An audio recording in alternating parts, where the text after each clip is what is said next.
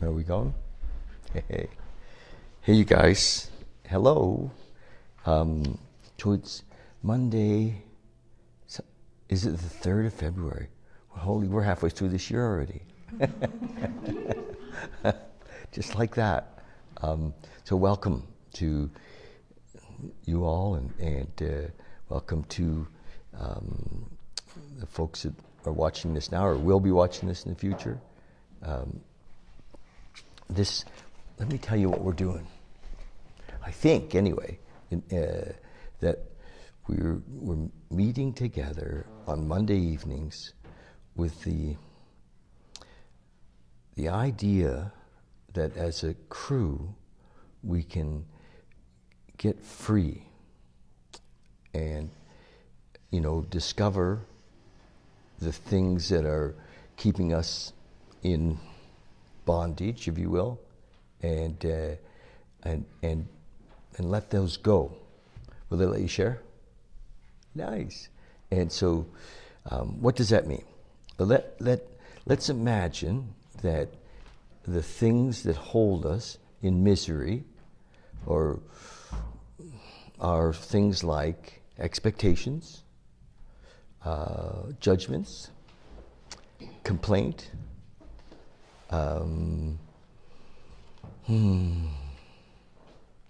old stories, ideas about ourselves, like I'm not good enough, or those kind of old stories.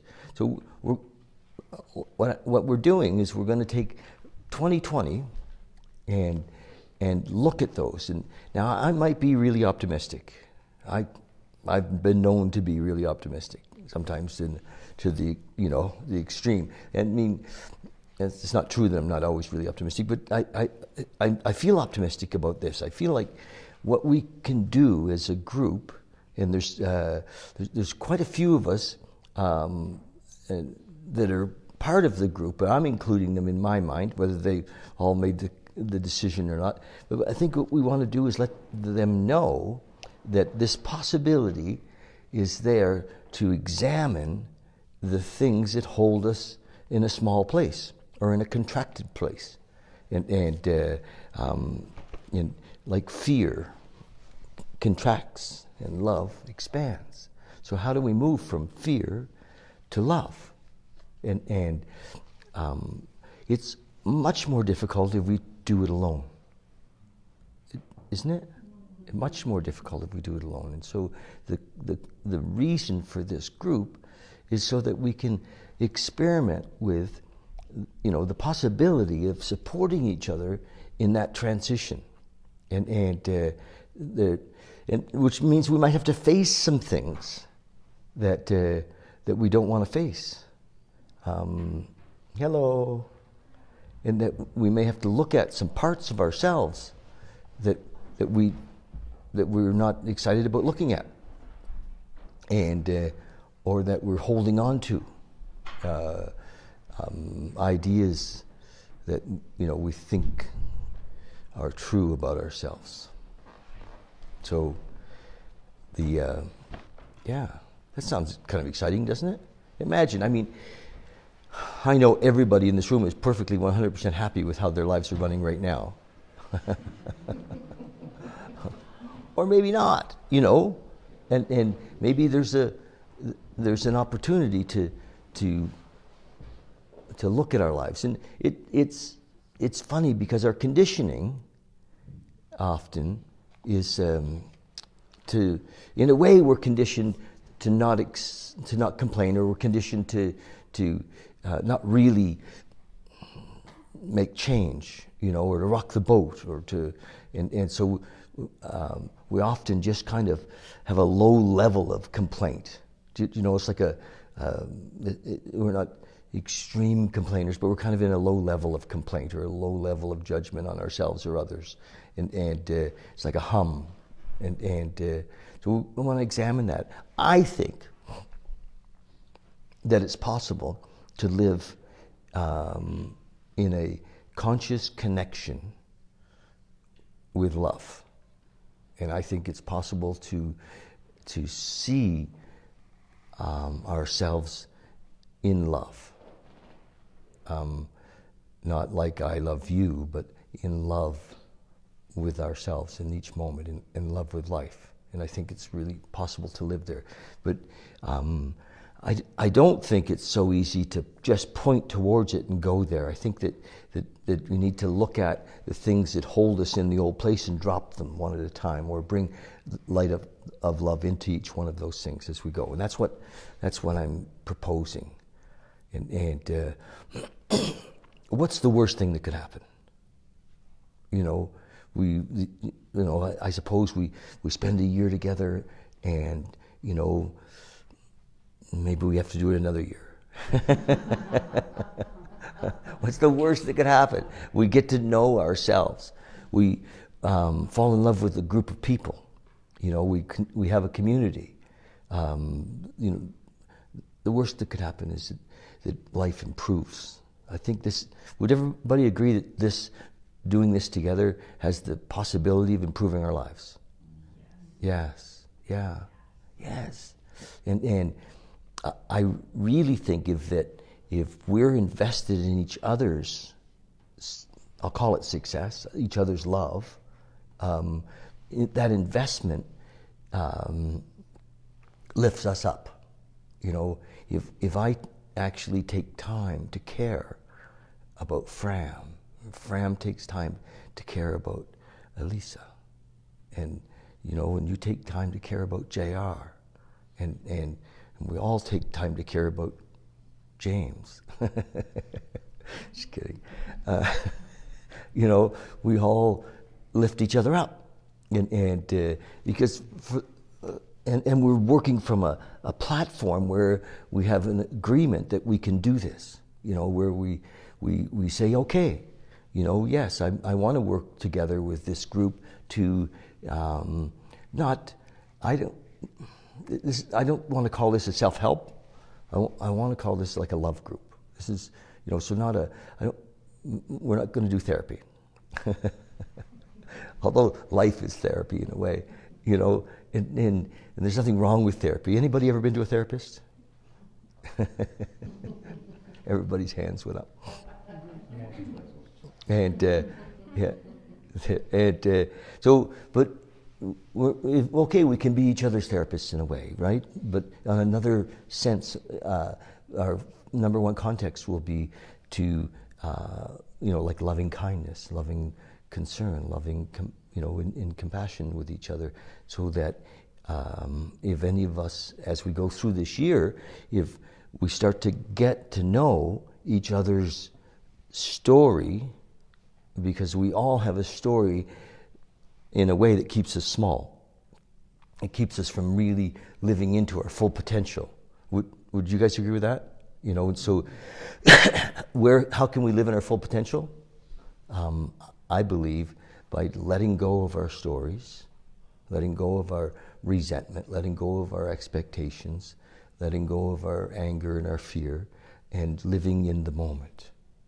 And so if we can support each other in through conversation, through the week, through this group that we're going to do, and seeing that stuff, and be, in time we could actually be quite upfront with each other. Like if Tessa had a story that that you could see was just really not in her highest potential, you could say, Tessa, is that true in this moment? Is that true right now? And because we get caught in all of this stuff from the past, and so, and it's not true right now. Whatever the story is, isn't true in this moment. It may have happened. Uncle Joe may have abused you when you were 8, and it's it really might have happened, but it's not. We'll get to a place where we can see that it's not relevant in this moment, that what's in this moment is love. What's in this moment is connection with Source. And I think we can get to a place where we fall in love with Uncle Joe. Do you know, where we just let it go in this moment, where we surrender and bring love into each thing. So hopefully that's not too grandiose, but that's my plan. I wanted to read you guys something. JR and I met on Sunday morning, and we have this thing coming up on the 21st of March, and the 21st of March we're going to do a one-day event, and so we created a thing called a CPR. For those of you that are watching, a CPR is context, purpose, and results, and to kind of plan the day. And then also there's an agenda. But I just want to share with you, because it was like magic. We had breakfast together on Sunday morning, and we did this. And I thought it really came out really well. So can I read these to you? You guys? Yes, I know. So here are the results. And if you think of more results, we can add them. But imagine we're going to get together for a whole day, from 10 in the morning till 10 at night. And we're going to fall in love with each other in a whole day experience. And this is some of the things that we're looking for results-wise. And these are not in any order of importance, you guys, but just tell me what you think. When we wrote these out, I really wanted to go to this thing. I was like, oh, shit, I'm in. So we were looking for a connected sense of community. That was number one result. Not number one, but it was just the first one we wrote down. New awareness for participants, facilitators, and hosts. We're looking for 60 people was a result to come to this thing. To build strong relationships. Greater exposure for facilitators. So one of the things, we've got 3 people who have agreed to come and do things with us. One, his name's Jeremy. What's Jeremy's last name? Yeah, Jeremy, no last name. And Jeremy is going to come and bring his love, but he's going to chant. And because chanting, and the whole thing about this is, it's a day of awakening. Chanting can be a way to bring us into the moment and bring us into connection with Source and God and universal intelligence. So Jeremy's going to come, and by the way, if any of you know Jeremy, just standing with him and brings tears to your eyes. He's so in the moment, in my opinion. So, greater exposure for facilitators. Jeremy, by the way, he and his crew are opening up a new Dharma center in Kensington, and which is going to be like super exciting. And I'm a supporter of that. And new exposure for facilitators. We want to expand facilitators' business. Trevor Thibodeau is going to be there with Mira, and Trevor and Mira are going to do an hour and a half of the Enlightenment Intensive. So, which is another modality of awakening. It's a fabulous, powerful, most direct route to the moment is through Enlightenment Intensive, and they're going to be there. So that's Jeremy with maybe an hour or so of chanting, and Trevor and Mira with the Enlightenment Intensive, and also Marie Claire is going to do ecstatic dance. So we're going to dance a lot that day. And who likes dancing? Anyway, we're going to dance, and because dancing can bring us into the moment, and can you imagine just dancing like you were naked in the bathroom by yourself, just but with 60 people, and we're all dancing full out. So that's what's is going to happen there. Who else? And then we're going to do.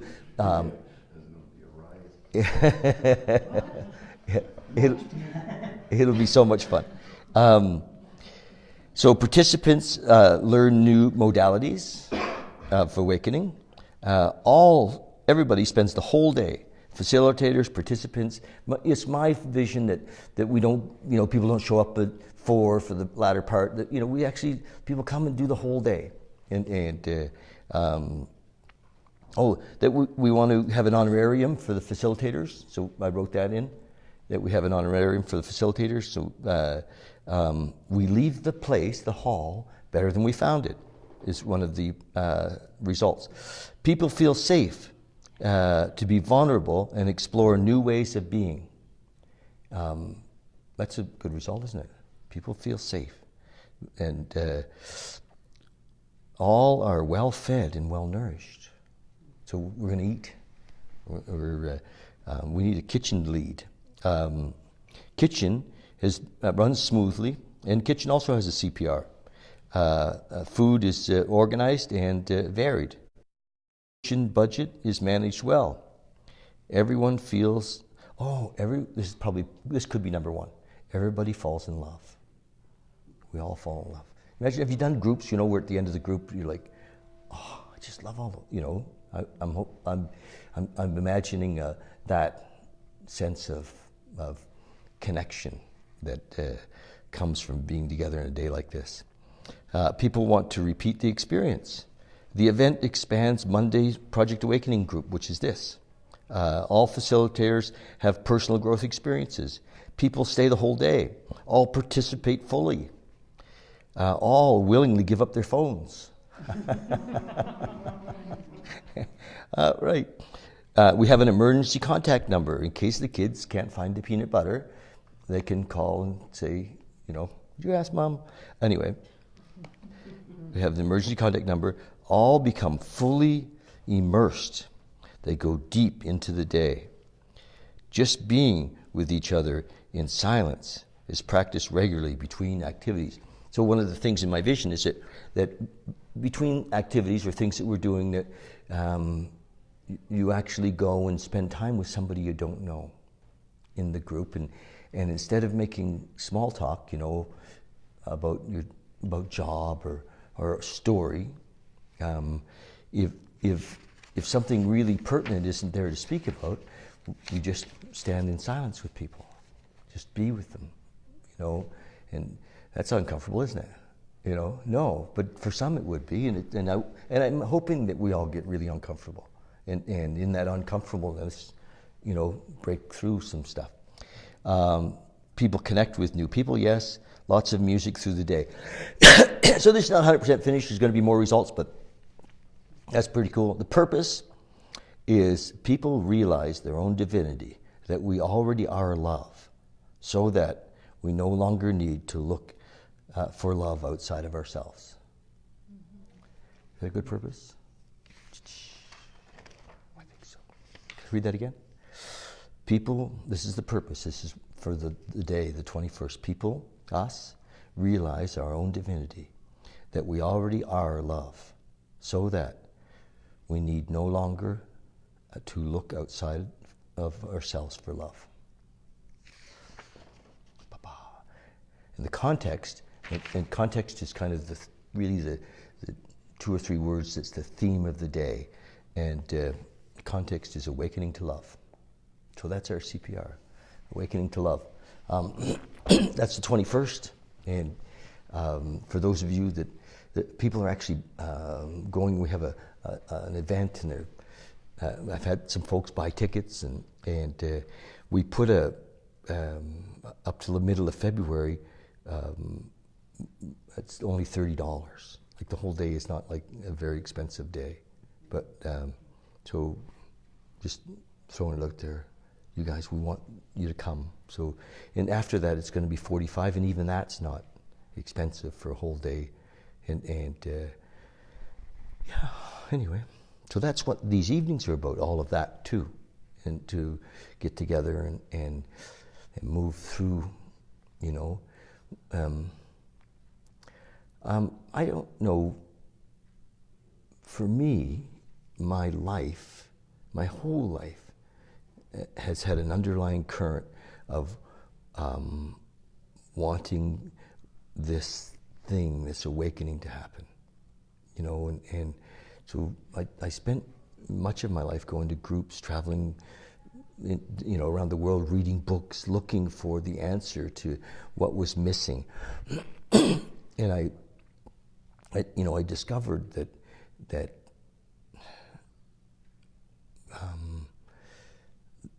I think the number one lie that we've been told is that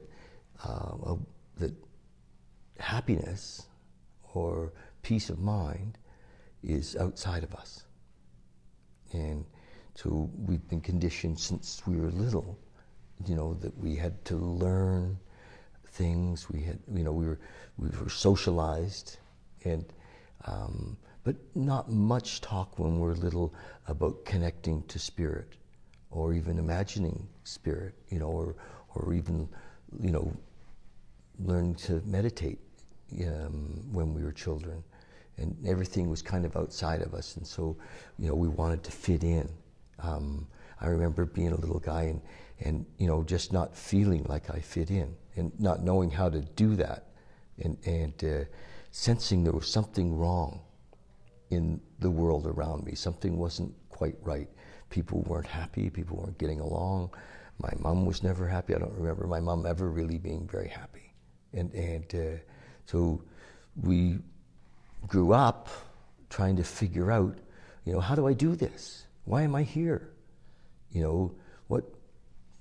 What's going to make this work? And religion for me didn't have the answer. Religion for me, my perception of religion was that not a happy place either. It was, full of shoulds and shouldn'ts and rights and wrongs. And by my own judgment, I already didn't qualify, because I'd already, by the time I was 13 or 14, I already kind of fucked things up so bad that if there, my picture of most of the gods, or what I saw in religion, was that I could just never live that way, and I didn't have the sense of connection there. So I don't know about everybody else, but I went into my teen years just unhappy, and I think maybe lots of teens are. And I found my connection, my spiritual connection, in my early teens with drugs and alcohol. It was like, wow, it lifted me up. I got high, and I felt connected. I felt like life was okay, but there was no teaching.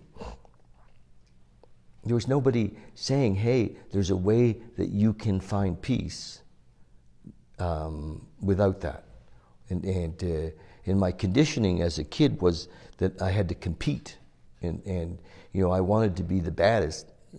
I was conditioned by television. I was conditioned by my surroundings. My heroes were Hell's Angels, and I wanted to be the baddest guy on the block, and fist fighting and all of that kind of stuff. But the bottom line was, though, that I didn't feel like I fit in.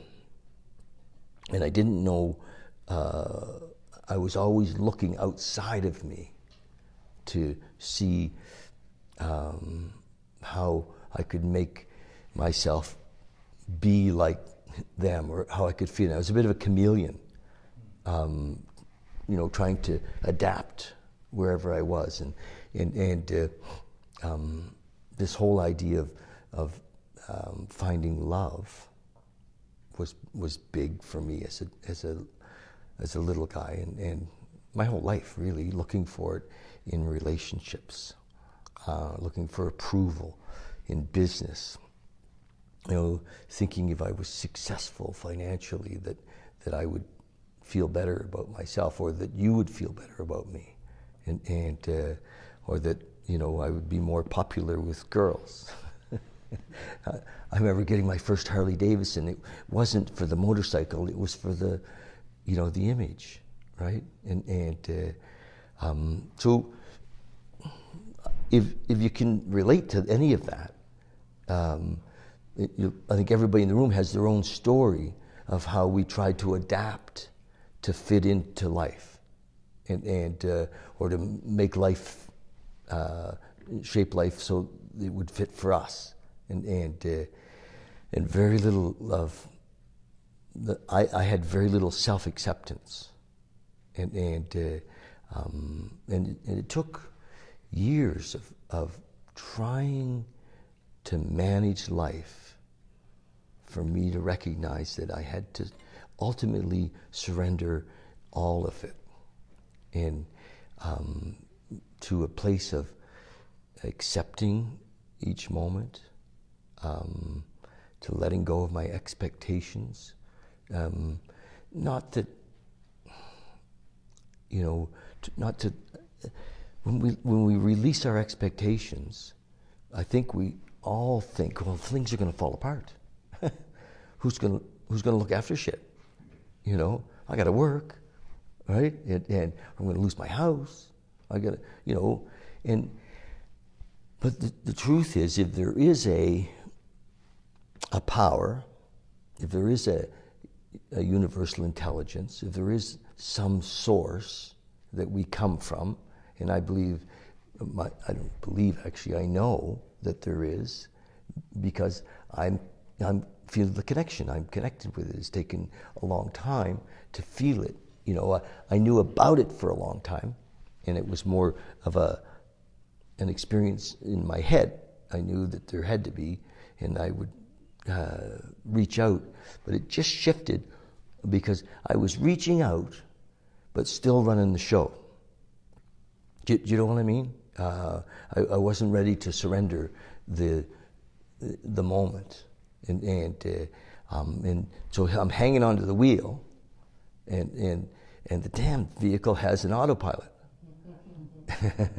and I'm saying to the autopilot, "Come on, take over." And the autopilot says, "Oh, let go of the wheel." I said, "Well, no way, I'm gonna let go of the wheel." But you know, so life goes by, and you know, we complain because this is not working and that's not working, and yet from our very limited position, we're running the show. And so what I see is that we can surrender, and what do we surrender to? And we surrender to the moment, to now.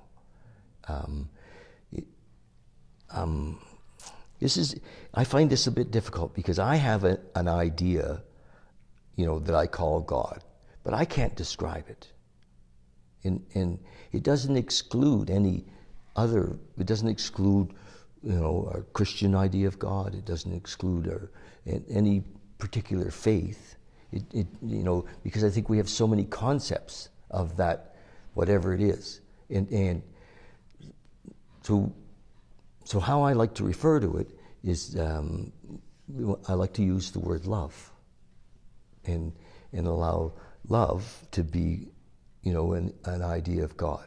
And so when I surrender to love, then I can just step back, just say, okay, all right, I'm and it seems like it's been, it's crazy, because as soon as we start to do it, things really do start to take off. And so how do we know what to surrender? So one of the ways that we surrender is in meditation. In meditation, we get to see the crazy mind. Does anybody have a crazy mind? No. So we get to see the crazy mind. And the crazy mind is what's been running the show. It's supposed to be a tool, and it's become the master. So when we meditate, we can watch it. We can talk to it. We can say, it's okay, just relax. And meditation brings us, if we practice in our meditation to be in the moment, and one of the ways to do that in meditation is with the breath. Like we did this morning, we used the breath to come into the moment, and the breath brings us into now. So we're going to do a short meditation right now. I got carried away a little bit with my little chat right now, and we're going to come back and we'll talk about expectations. And I'd like, you know, us to just ask as we go into meditation if something might come to us that's an expectation that we have of life that's possibly holding us in an old place, you know. So we're just going to talk a bit about expectations and how to maybe surrender those expectations in each moment. We're going to meditate for a few minutes, and James, let's meditate for only for about 7 minutes, and then at the end we'll meditate for 15. Can we do that? All right.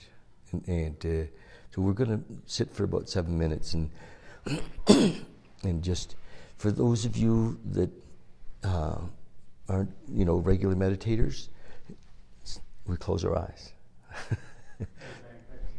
You never know. Maybe.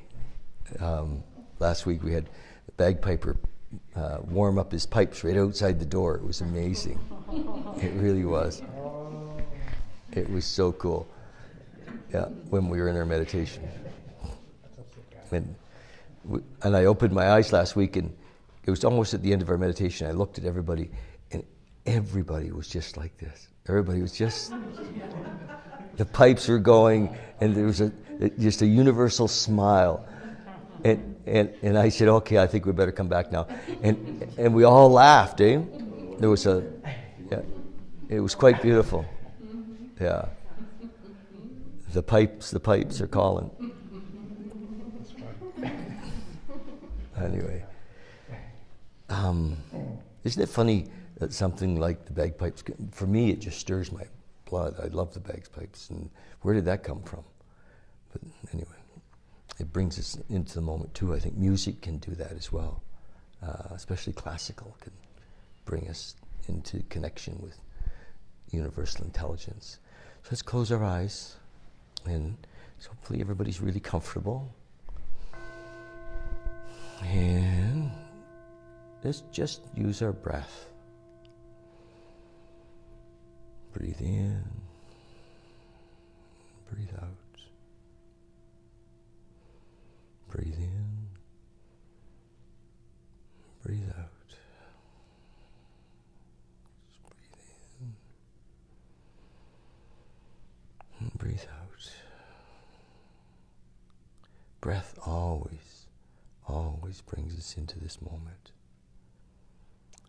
It can be practiced anywhere, in any situation. And when we come into the moment, no matter what's happening, it'll disappear. In the moment is love. We tap into that love, and no matter how stressed we are in the moment, how unaccepting we are of what's happening, or how frightened we are, just come back to our breath. Breathe. And we can also ask for guidance in the moment. My prayer is always, show me what you have me to be. Show me what you'd have me to be in each moment.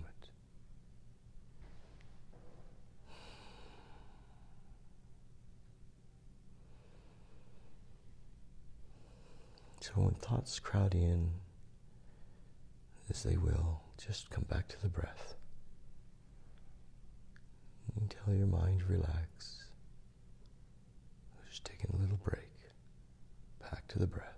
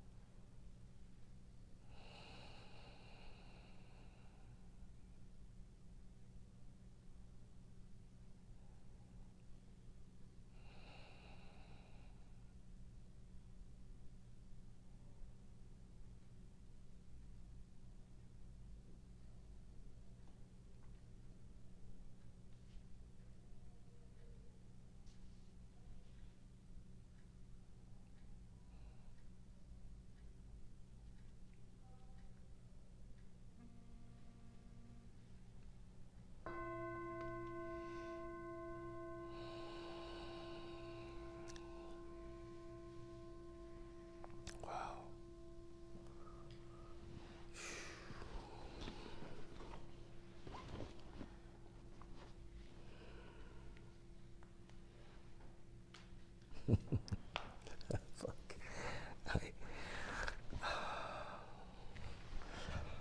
I dropped in so deep, I didn't know where I was for a second. which is a good thing, I think.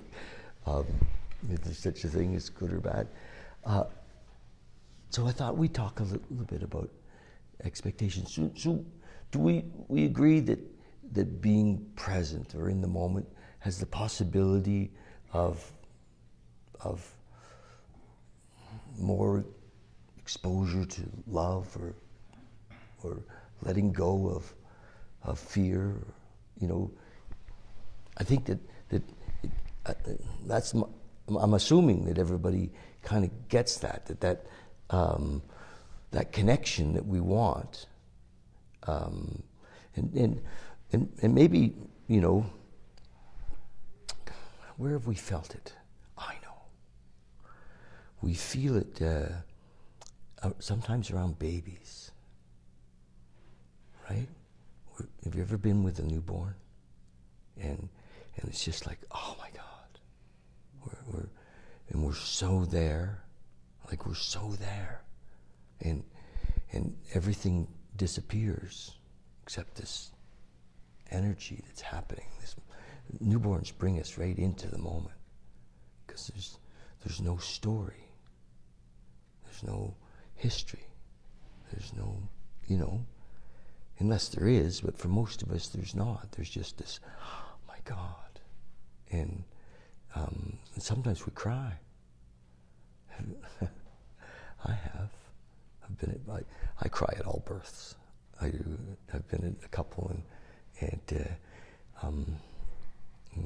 just in Bali, there's a friend of mine who has an amazing birthing clinic, and she has one of the rooms where a lot of the water births happen, and I can't even go in that room.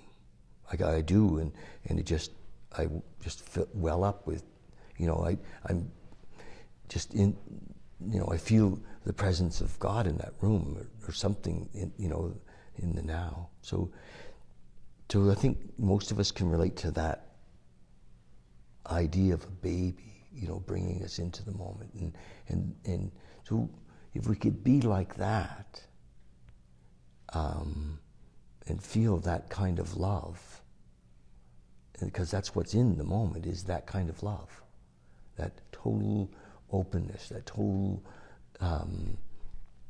surrender, that total acceptance, total expansion is the possibility when we're present, and when we drop out of, you know, things. And so fear and anger and expectations and desire can be tools, because if we're in fear, we can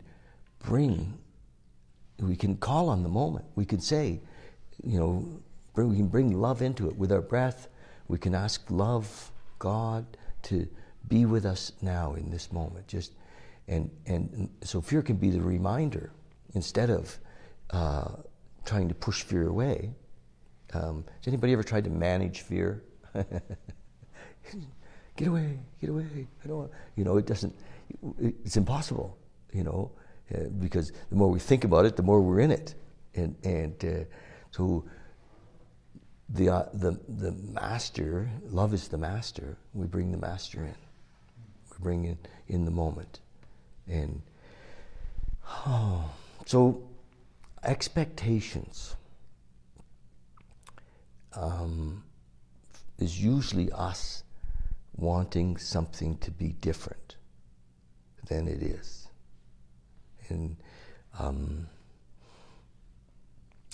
so when we want something to be different, and it's not, you know, we're disturbed, right? Like, just be in a relationship. Relationships are great places to grow in connection to spirit and to God, because, you know, who here has ever been in a relationship where they wanted their partner to be different? They had an expectation. Well, I thought you were going to be like this or that, and so there are tremendous growth opportunities. And we had to have an example of an expectation where you expected something to be really different than it, than it is, and it's kind of a pain in the ass that it's not that way. Fram? Life. Yes. So, wow. I didn't think you were going to go for the big gun. If life would only behave, right?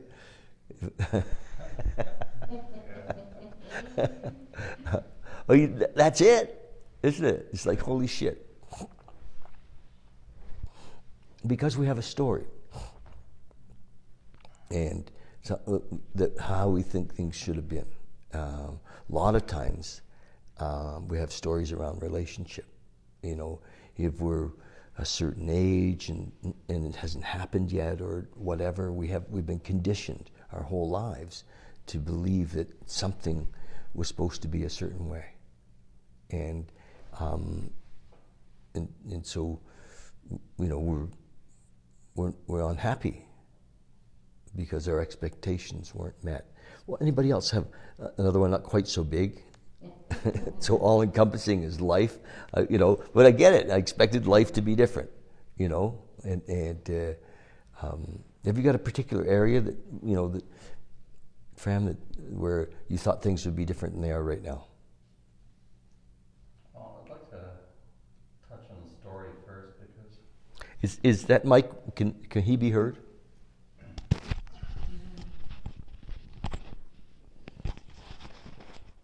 Yeah, I'd like to touch on story first because stories are very much more powerful than we imagine they can be, because stories are made of not only my own personal life experience, but my family's life experience. And so it's generational, cultural, personal experience, and if one believes in past lives, it can be perhaps something even bigger. So there's a huge amount of energy that goes into story. Yes. And so then being in the moment is one of the most powerful ways to get out of the story. Yes. Yeah. So I've got many stories. How would expectation tie to that? Expectation ties into a story because we know the story so well, we expect things to be a certain way because of that story. Oh, okay. Yeah, so if your story is that you're the biggest guy on the block, you might always expect to win, right? When you don't, it's kind of frustrating. For me, one of my expectations was to have a certain outcome based on statistical things working a certain way, and so on the end of the bell curve I found the 5% that didn't work, and I ended up in that place in a certain realm in my life with finances. Mm-hmm. So I didn't expect it. So I have a story. So when your expectation isn't met, what happens? It's a feeling of discontent. Okay. Disappointment. Frustration. Disappointment. Discontent. But it's not only my own, it's tied into the culture, family, friends, it's tied into everything, right? So if I was like in a log cabin somewhere in Alaska, maybe it would be a lot easier. Probably not. But maybe, yeah. Maybe, I don't know. So. But you'd be there expecting something that wouldn't happen as well. It would be a different story or a different expectation not met, probably. Yeah. If we're living in expectation, we're not really in the moment, are we? We're expecting this love. I might expect so many fish a day or something. Yes, yeah, it'd be like, shit, I'm a failure. Because I only got 3 fish and I expected 6. That's right. So. Yeah. So we judge ourselves because of our expectations. Yeah. And I like that you're saying that a lot of our expectations come out of our cultural story, out of our family history story. My dad was very successful. My grandfather was very successful. If we were going down the patriarchal line, or and so I'm supposed to be, and I'm not, by my measurement, as successful as I thought I was going to be. So, yeah. So yeah, I get it. The thing with expectations and stories is, one step is to have different expectations and different stories that are better for us. But does that work? Like I hear what you're saying. If I was 33 instead of 60 something, I would say, wow, tell me that new story so I can, bring that, I can visualize that into existence, and I wrote a lifetime of those. And I think it does work for some guys, in a sense. I don't know if they find peace there, or whether they've just manipulated the scene to make it their way, rewrote the story. What if... Well, what I'm saying is that actually at a bigger level is that it's all a story. So at some level, the story we choose can be at any level. Yes. If we choose a story at a much higher level, a story of being close to source or creation or spirit, or in the moment, that itself also was a story in our reality. So we choose that level of story. Come on, you busted up my story. Okay, I'll leave you with that. I hear it. It's true. Okay, class is over. Yeah. So what's coming up for me is that when I'm expecting somebody to be a certain way, it's really showing me if I'm actually truly in unconditional love.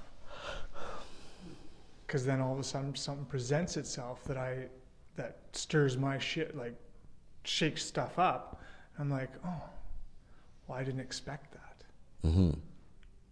And then looking at that and recognizing that I was expecting them to be a certain way. Yeah. Or not say a certain thing, but then recognize that how much am I actually living in unconditional love? If I'm living in unconditional love, no matter what they present or whatever they say, shouldn't really shake me up at all. Yes. Yeah. And yes, I think that, the possibility, could you imagine, if we actually, we spend a year together, what if we spent 10 together? And a whole bunch of us got to be in a state of unconditional love. That we found that peace that passeth all understanding. Wow. And I often feel like I'm in, spiritual kindergarten, really, in a way, because there's so much, just the idea of letting go of expectations, Just sharing that, especially shifted about my energy. Yeah. Yeah. Did you come in here with some unmet expectations? Yeah. For sure. Yeah. And but you look great in purple. All purpled up. That met my expectations. You did it.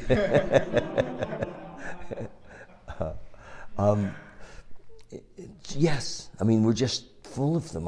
As I get older, and I stand in front of the mirror and I say, God, what the hell happened?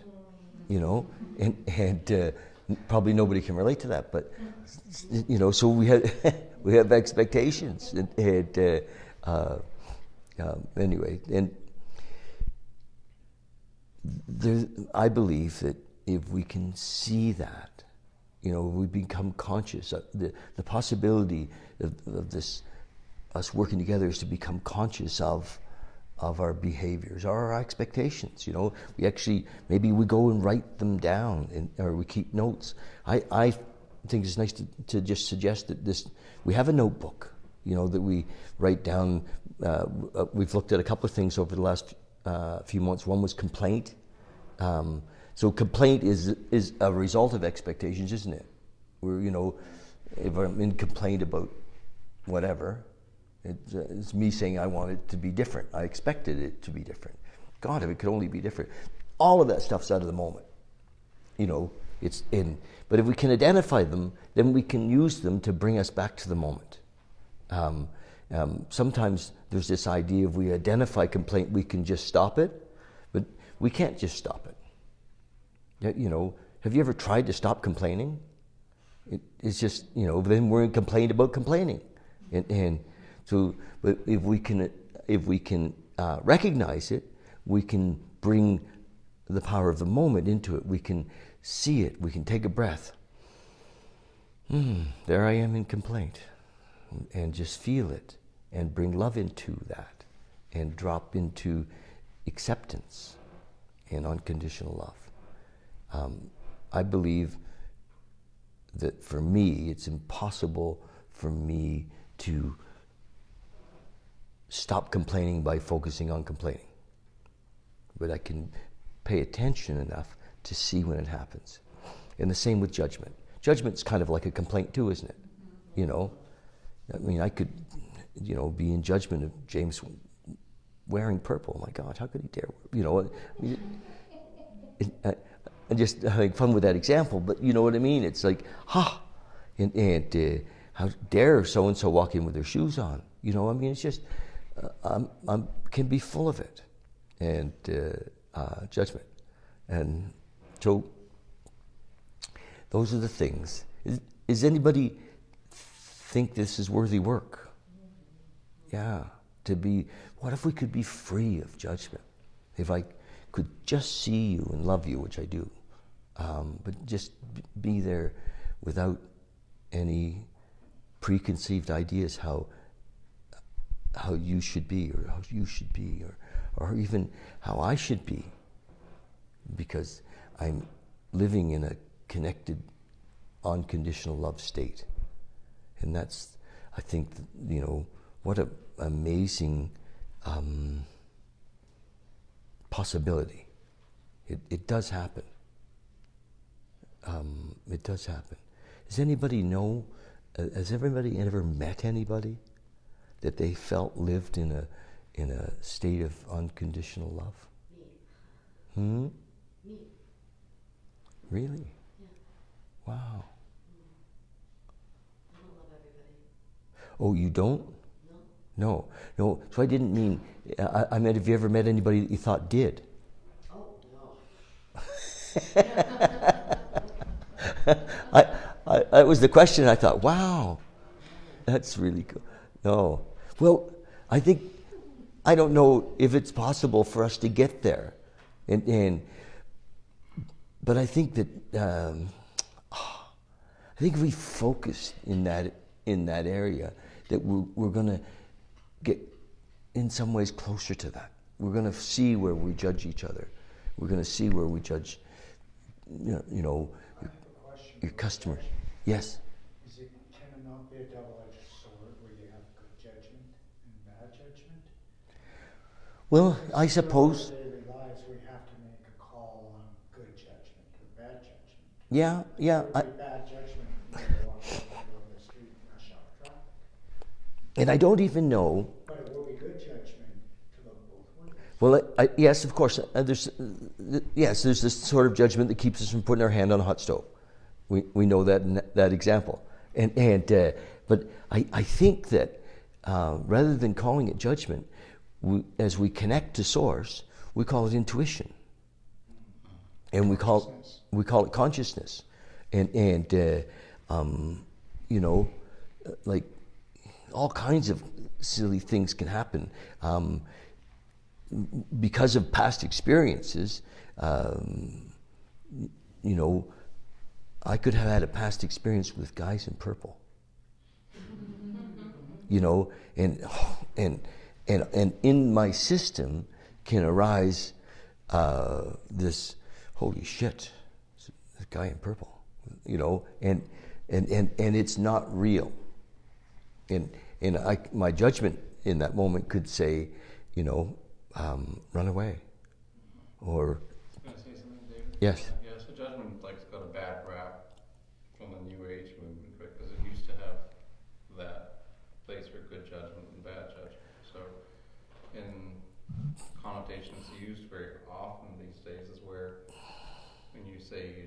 someone, it means that you're putting a value on that person which makes you in some way or group above the other group, right?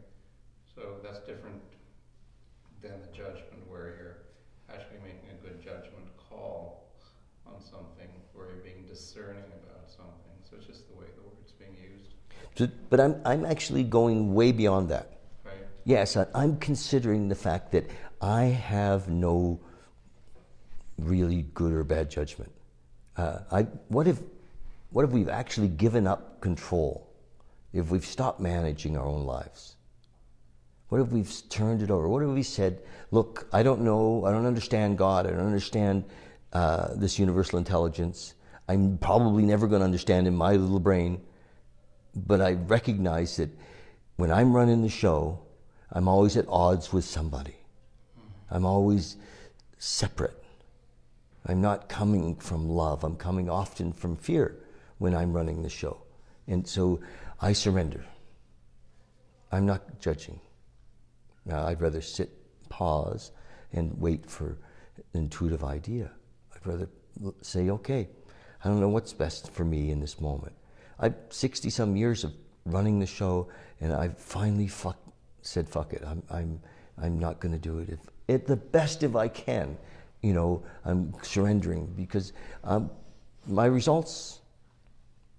I can con you, but I can't con me. I know that I've been running out of fear. And when I'm running the show, I generally run out of fear. And my intention is to run from unconditional love, from trust, from faith, from,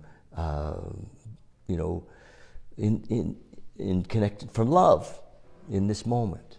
And that is beyond the intellect. So is there something between love and fear? Well, of course there is. Yeah, of course there is, and there is, and so I'm just shooting for the stars. Of course there is. Yes, we can move into acceptance. We can move into a more joyous. Yes, well, the scale. I mean, you read Hawkins, and you know the scale. So yes, there's quite a bit of room between fear, and anger and grief and all of the things, desire, pride, all below 200 in his scale.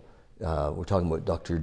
David Hawkins, and in his first book was Power versus Force, and he showed us this amazing scale of consciousness, and so yes, there is there is, and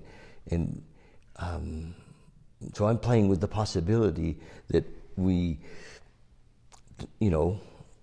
shoot for the stars. Let's be here now. And everything that ever is, was, or ever will be is in this moment if we're here. And oh God. It's a bit ambitious, isn't it? I don't know. Yeah. Well, no, I guess I feel sometimes like it's a bit ambitious. But I think it's possible. And yeah. You do know the scale. Like, well, I know the scale, but I don't remember what numbers given to all the different things. oh, neither do I. Neither do I. But in his scale, this is Dr. David Hawkins, and has anybody read any of Hawkins' stuff yet? I don't need to. I hear enough of it from you. So, Hawkins built this scale of consciousness, and he did it using, and read Power versus Force, or his great book, the last book that before he passed away was called Letting Go. And at the top of the scale was 1,000, it was Christ consciousness. So at Christ consciousness, you truly are one with the universe. This is, and there's been, through time, documented only a few people who reached Buddha, Christ, Krishna, some who, and those people actually, great religions came out of those, those religions are not necessarily vibrating at that level, but And way down the scale, but at 540 was unconditional love, and like a Mother Teresa type of a love, and I think Gandhi vibrated in the 500s, and you know, Gandhi changed the world without it, never fired a shot, because at that vibration he was you know, more powerful than all of the United Kingdom in a way. Just out of curiosity, did I ever tell you that my mother met Gandhi in his house, and my grandfather was with him for 3 months? No. Yeah. See, there's the cultural. So your mum met Gandhi, and your grandfather lived with him, or? Well, he was protecting him for 3 months. Not when he got shot, by the way.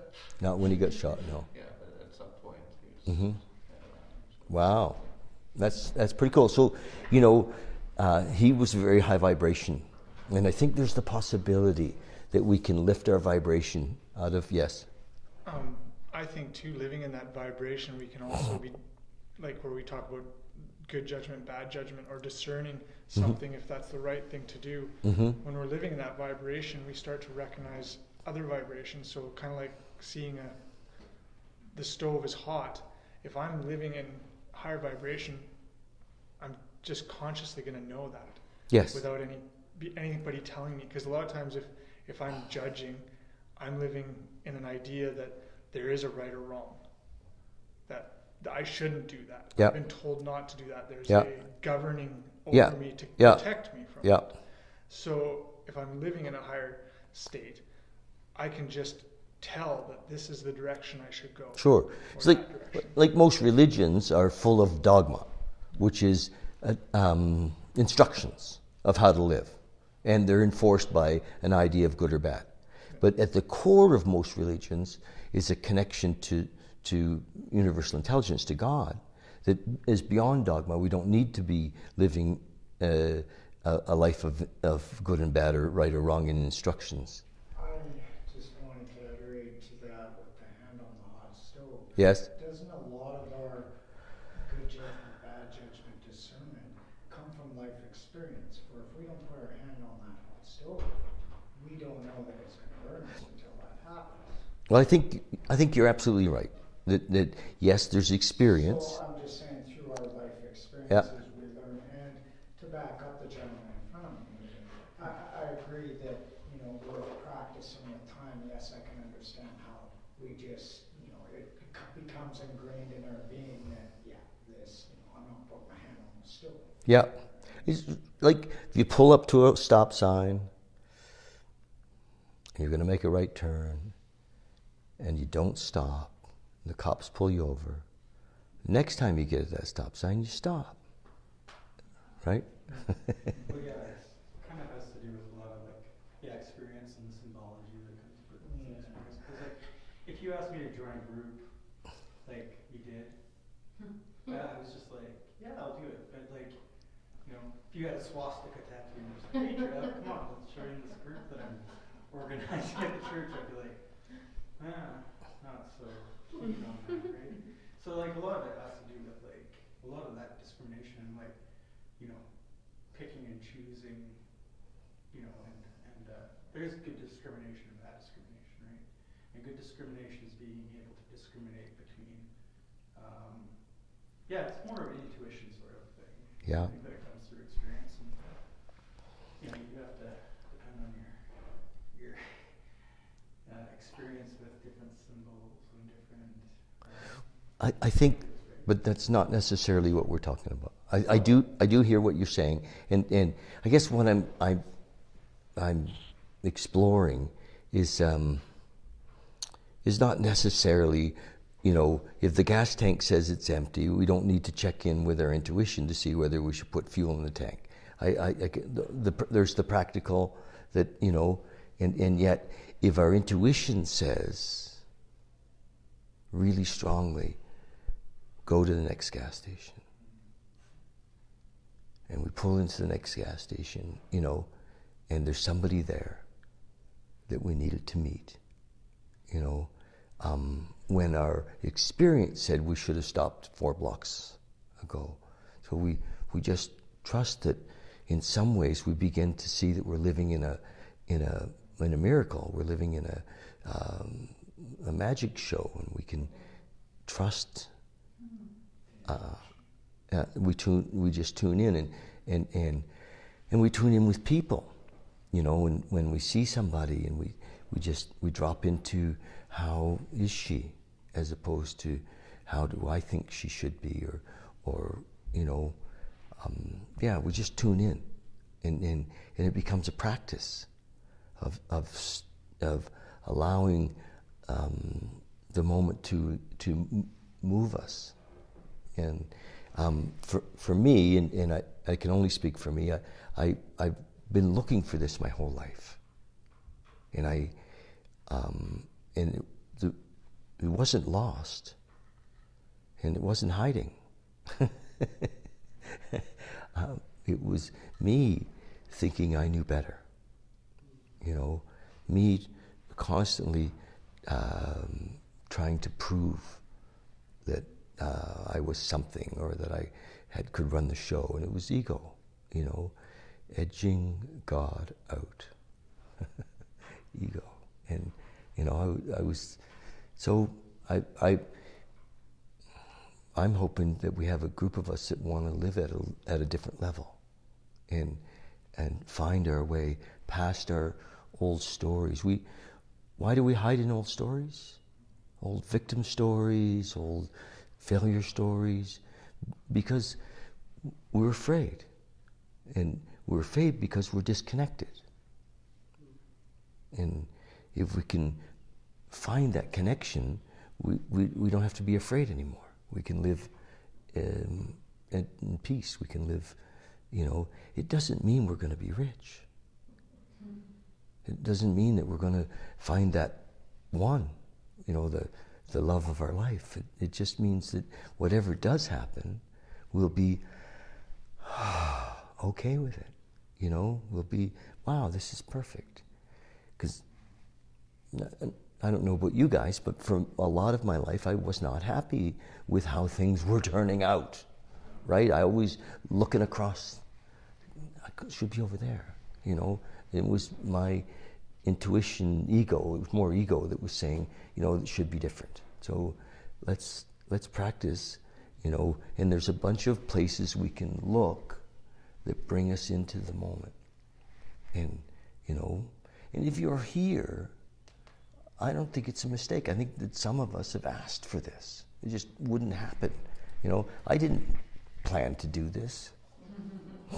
You know, I didn't wake up a few months ago and say, look, I'm going to, you know, work with the group and see if we can lift us all up. It came. I'm trusting my intuition, you know, and what I hope to do is spend time with people during the week, and, you know, so we can look at this stuff and talk about it and focus on, you know, us identifying when we're in complaint, identifying when we're in judgment, when we're in fear or expectations, or, you know, and so that we can bring that love light in at that time. And we practice it. We just practice it.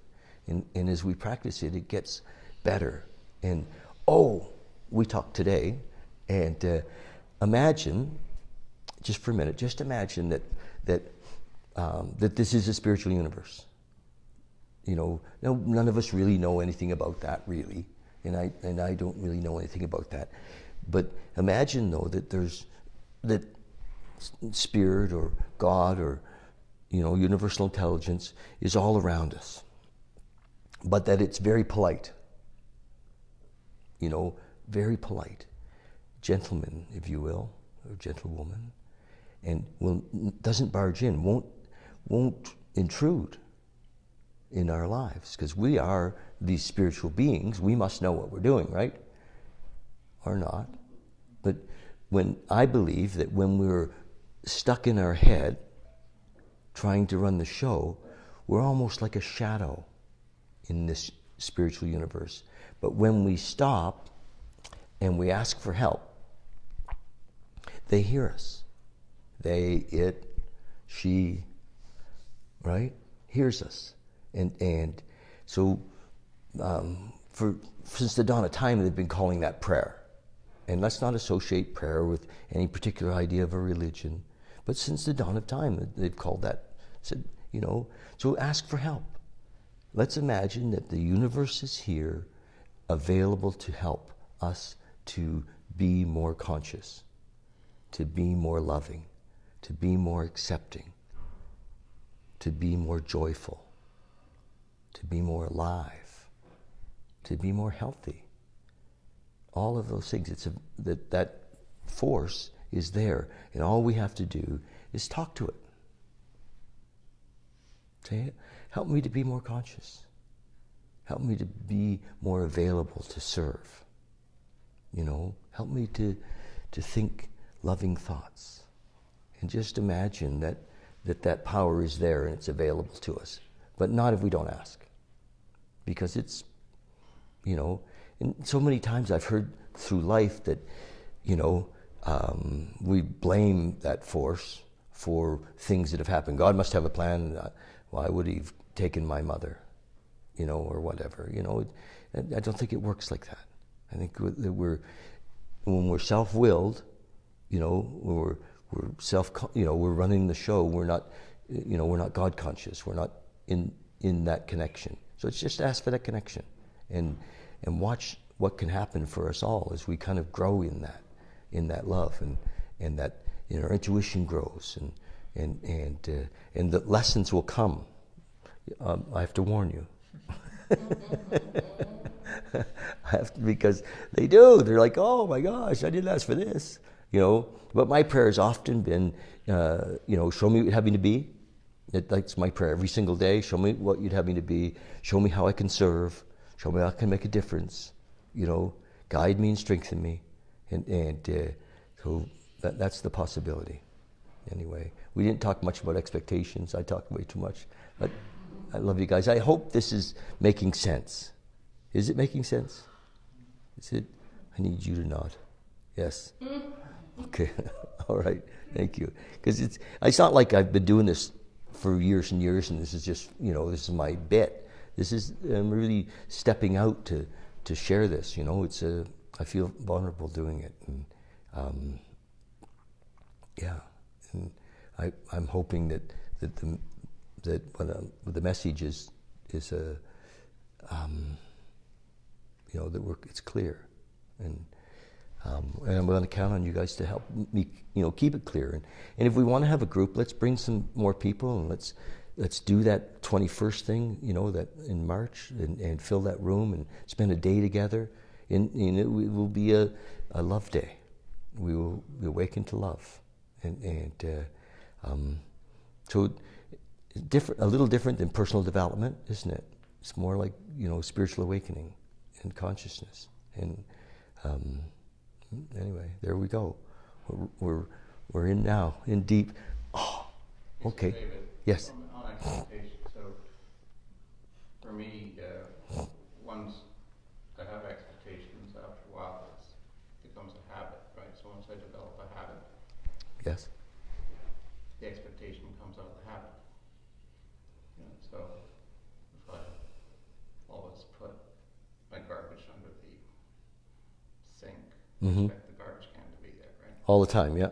Yeah, it's a habit. Yeah. If I move the garbage can somewhere else, it'll take me about 20 days for me to completely start. You're kidding. I live in a house right now where the garbage is the next one over. I still go under the sink. Yeah, it Yeah. takes a while. Oh, 6 A long months. time. So habits and expectations Yeah. kind of go hand in hand. Yes, after a yes. while. And just like with complaining,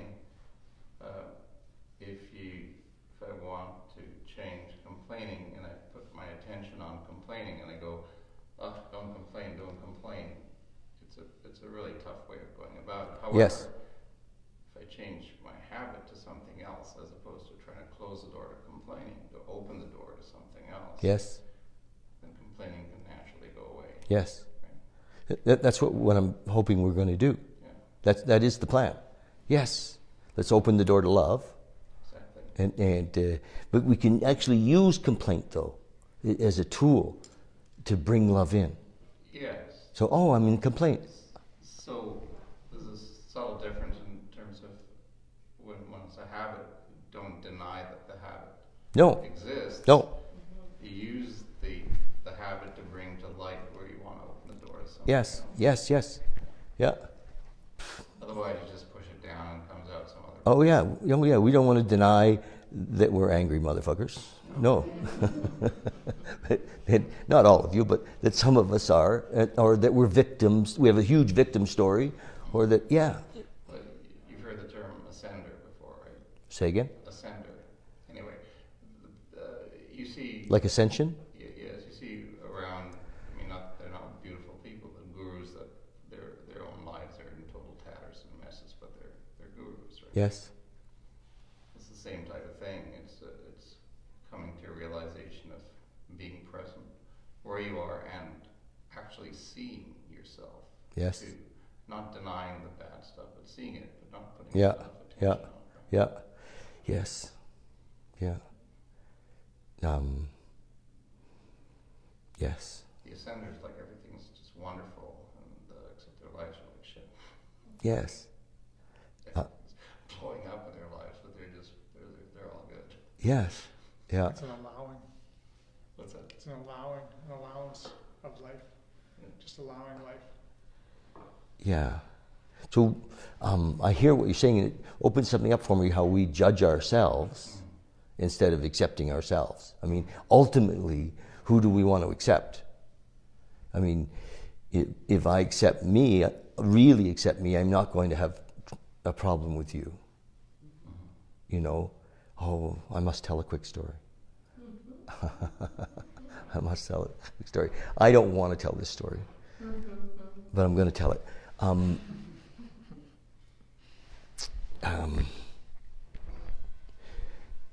So I have a roommate,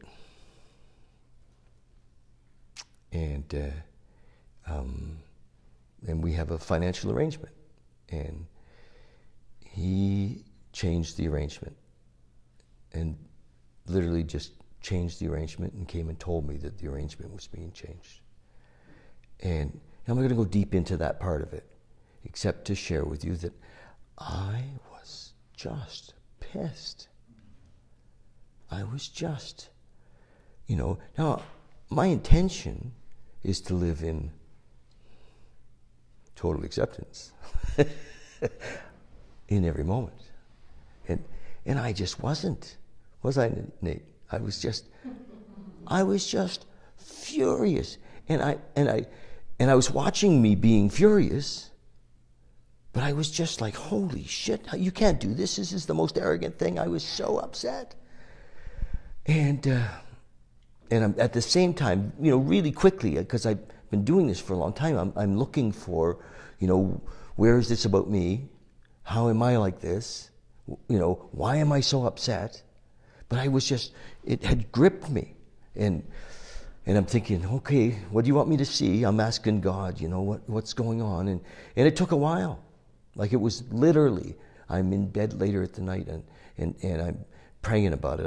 I eventually kind of agreed to whatever terms would come out of it.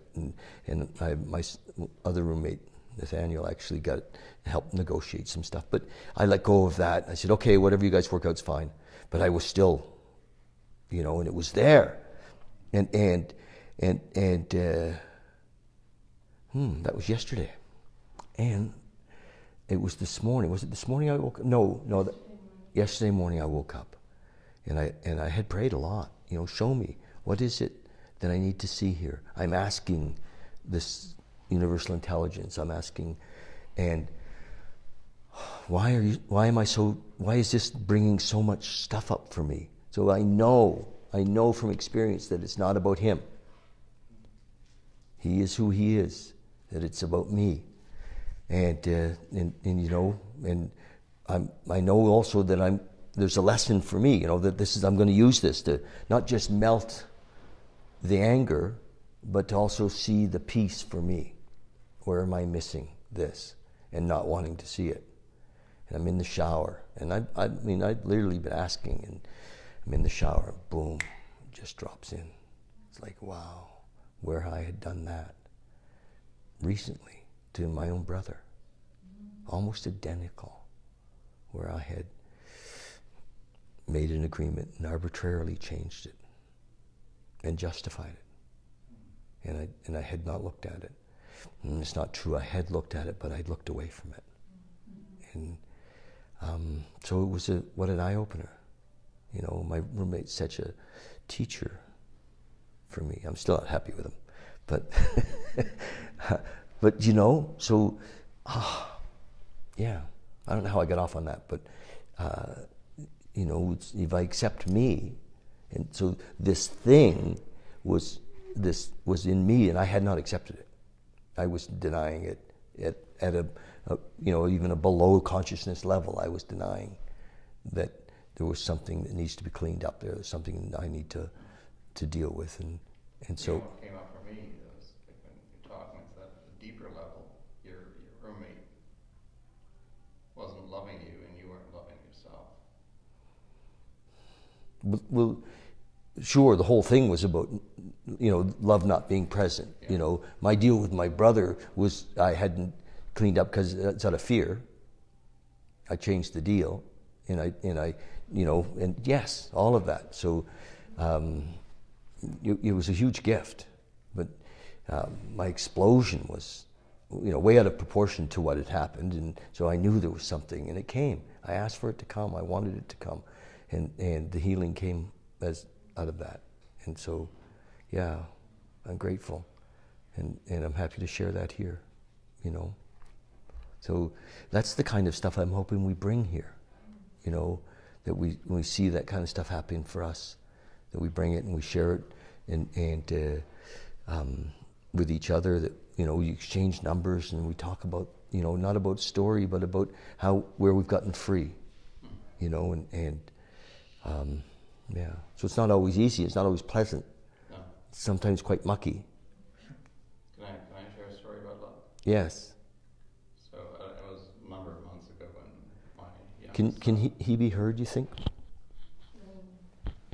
yeah, I can't remember when. It was a number of months ago, and it was my youngest son, my stepson.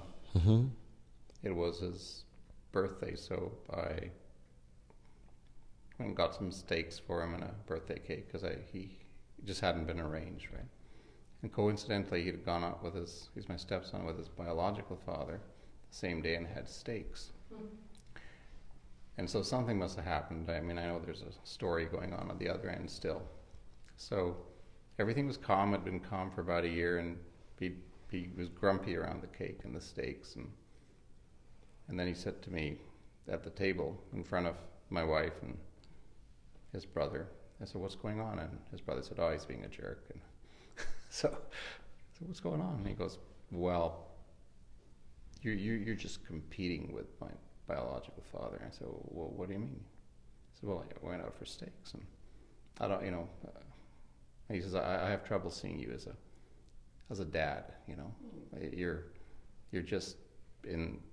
I feel like I'm in the middle." And then he didn't eat, and he went downstairs. But before he did, I said to him, "Well, you have every chance to see your biological father whenever you want. We never interfere. And I'm not in competition. I'm just trying to be there for you." And so anyway, he disappeared, and his brother promptly had a piece of the ice cream cake in glee. but I was pissed inside. I went to bed, and I had to get up and go skiing do my ski guiding.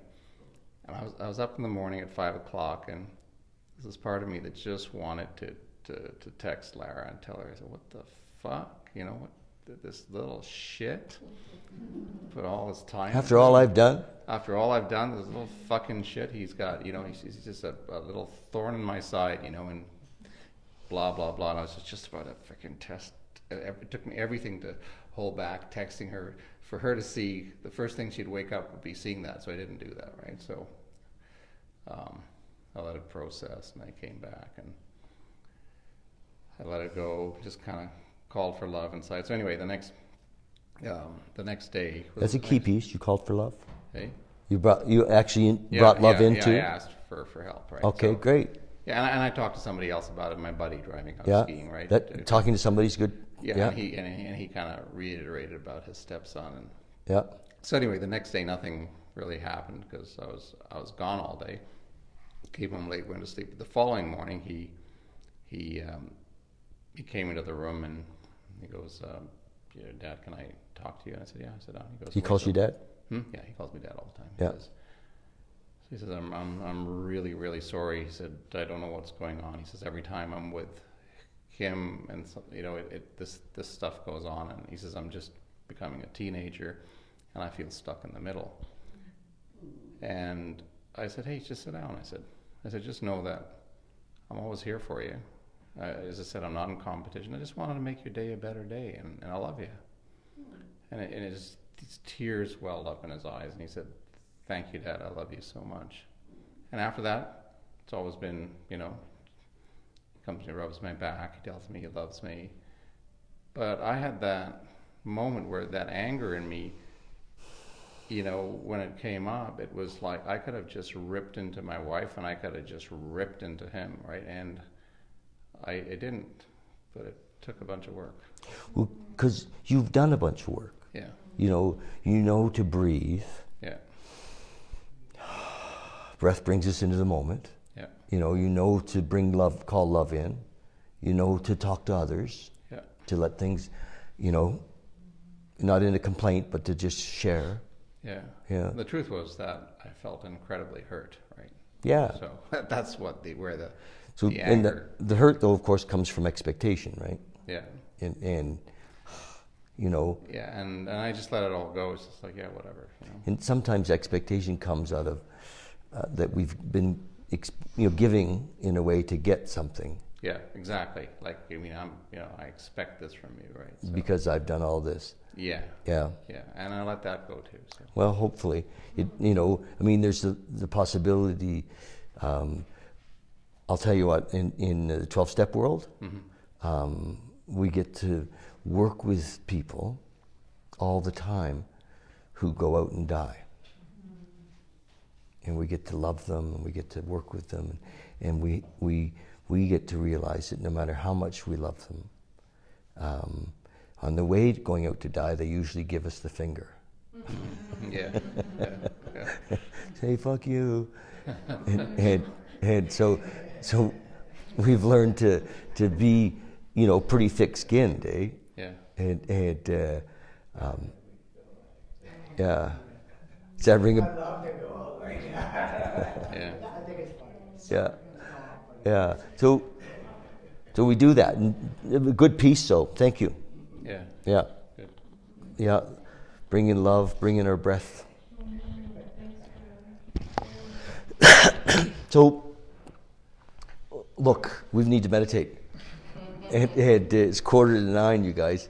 And I don't know, hopefully that was useful tonight. And next week, if we're going to, do this, let's reach out to some of the people who've been coming and see if they want to come and share this vision. I mean, tell them what we're doing and see if, there's a possibility that a whole bunch of us can lift our vibration into just living in acceptance. Tonight was exactly what I needed to hear. Pardon me? Tonight was exactly what I needed to hear. Yeah, nice, thank you. Yeah. So, yeah, acceptance is the beginning of, of freedom. And because, many of us are stuck in our old stories. Keep us small, and keep us from really blossoming and living in our full potential. Remember, Paul used to talk all the time about, how would you like to live in your full potential? And we're like, yes, I want to live in my full potential. But I think I was sicker than many. Or just couldn't hear. But the possibility is that we can live in our full potential and bring love everywhere we go. So we're going to sit for a while, maybe for a little longer than normal this time, and drop in deep and practice, meditation on a daily basis is part of this journey. It just is. And, you know, even if it's only 5 minutes in the morning, this morning I set for, okay, I'm bragging, 2.5 hours. And I can sleep sitting up.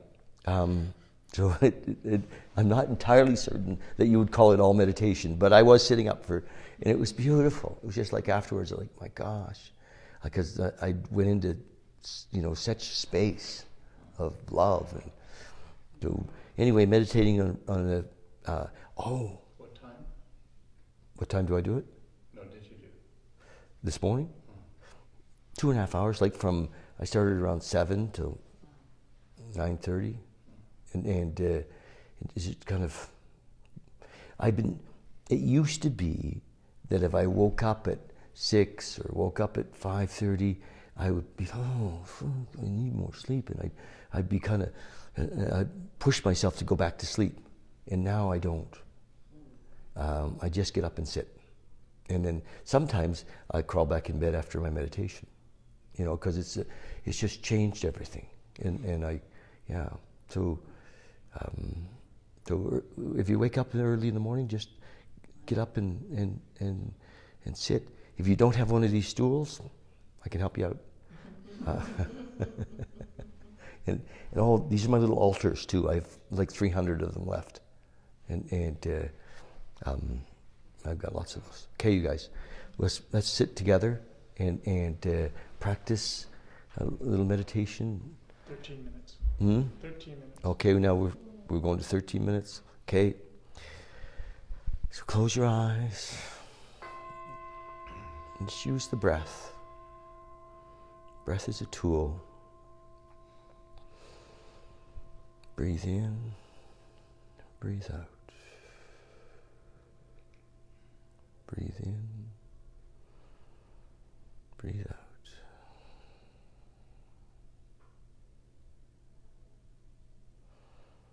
Breathe in, breathe out.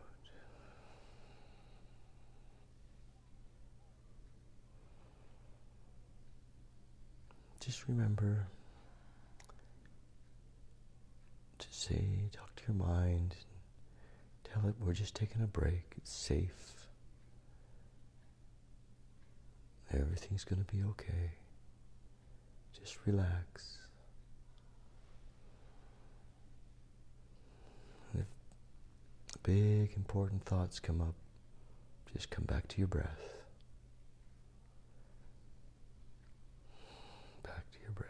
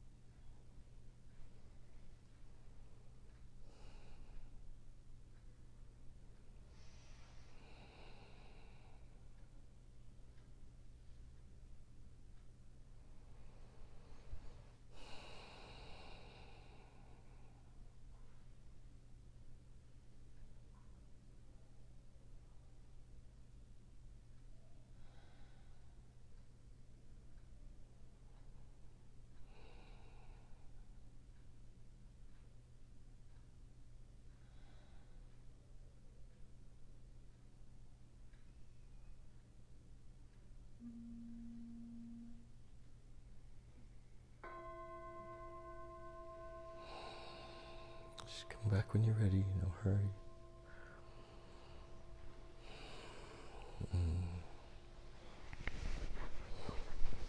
Oh, thank you, everyone. Thanks for watching, you guys. Love you, and see you next week.